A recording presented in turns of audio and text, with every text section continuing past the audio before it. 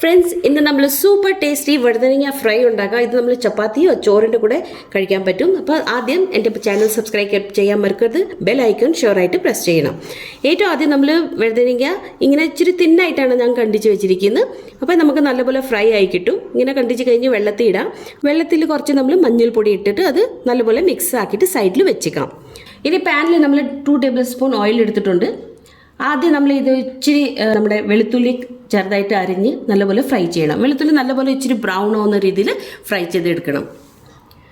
അപ്പോൾ ഇത് നമ്മുടെ വെളുത്തുള്ളിയുടെ കളർ ഇച്ചിരി മാറി വന്നിട്ടുണ്ട്. ഈ സമയത്ത് നമ്മൾ ആ വഴുതനങ്ങ എടുത്ത് ഇതിലിട്ട് നല്ലപോലെ ഫ്രൈ ചെയ്യണം. ഇതിൻ്റെ ഏറ്റവും ഇമ്പോർട്ടൻറ്റ് എന്താണെന്ന് പറഞ്ഞാൽ നമ്മൾ ആദ്യം ഫുൾ ഫ്ലെയിമിലാണ് ഈ വഴുതനങ്ങ ഫ്രൈ ചെയ്യുന്നത്. നമുക്ക് നല്ലപോലെ ഇച്ചിരി ക്രിസ്പി ആയി വരണം, വെന്ത് കൂടരുത്, നല്ലപോലെ ഫ്രൈ ആയി വരണം. അതുകൊണ്ട് ഇത് ആദ്യം നമ്മൾ നല്ല ഫുൾ ഫ്ലെയിമിൽ ചെയ്യുകയാണ്. കുറച്ച് മഞ്ഞൾപ്പൊടി ഇട്ടിട്ടുണ്ട്, പിന്നെ പാകത്തിന് ഉപ്പിട്ട് കൊടുത്ത് നല്ലപോലെ മിക്സ് ആക്കാം. ഇടയ്ക്കിടയ്ക്ക് നമ്മളിങ്ങനെ മിക്സ് ആക്കി കൊടുക്കണം. അപ്പോൾ താഴത്ത് കരിയാതെ ഇരിക്കണം. അപ്പോൾ ഒരു 5 മിനിറ്റ് ആകുമ്പോൾ കുറച്ച് വഴുതനങ്ങ നല്ല ഫ്രൈ ആയി വരും, കുറച്ച് വെന്തും വരും. ഈ സമയത്ത് നമ്മൾ ഇതിൽ കുറച്ച് മുളക് പൊടി ഇട്ട് കൊടുക്കുക. അപ്പോൾ ഞാൻ കാശ്മീരി റെഡ് ചില്ലിയാണ് യൂസ് ചെയ്യുന്നത്. അതാണ് ഒരു 1.5 സ്പൂണ് റെഡ് ചില്ലി ഇടുന്നുണ്ട്.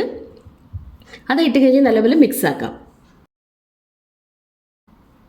ഒരു 2 മിനിറ്റ് നമ്മളിത് നല്ലപോലെ ഫ്രൈ ചെയ്യാം. അപ്പോൾ ആ റെഡ് ചില്ലിൻ്റെ കളർ നല്ല സൂപ്പറായിട്ട് കളർ വരും. കളർ വന്നു കഴിഞ്ഞ് ബാക്കി മസാല ഇടാം.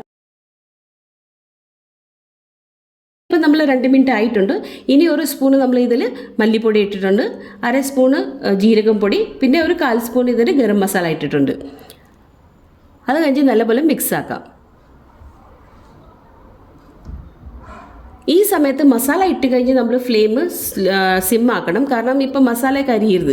അപ്പോൾ സിം ആക്കിയിട്ടത് നല്ലപോലെ മിക്സ് ആക്കി എടുക്കണം. 2 മിനിറ്റിൽ മസാല ഫ്രൈ ആയി വരും. ആ സമയത്ത് ഇതിൽ നമ്മൾ കുറച്ച് വേപ്പില ഇട്ട് കൊടുത്ത് അപ്പോൾ ഇങ്ങനെ മിക്സ് ആക്കി വരുമ്പോൾ നമുക്ക് നല്ല ക്രിസ്പി ആയി നമുക്ക് ഈ വഴുതനങ്ങ ഫ്രൈ ആയി കിട്ടും. അപ്പോൾ ഒരു ഈസി മെത്തേഡായിട്ട് ഇത് റെഡി ആയിട്ടുണ്ട്. ഒരു പ്രാവശ്യം തീർച്ചയായിട്ടും ഉണ്ടാക്കി നോക്കാം.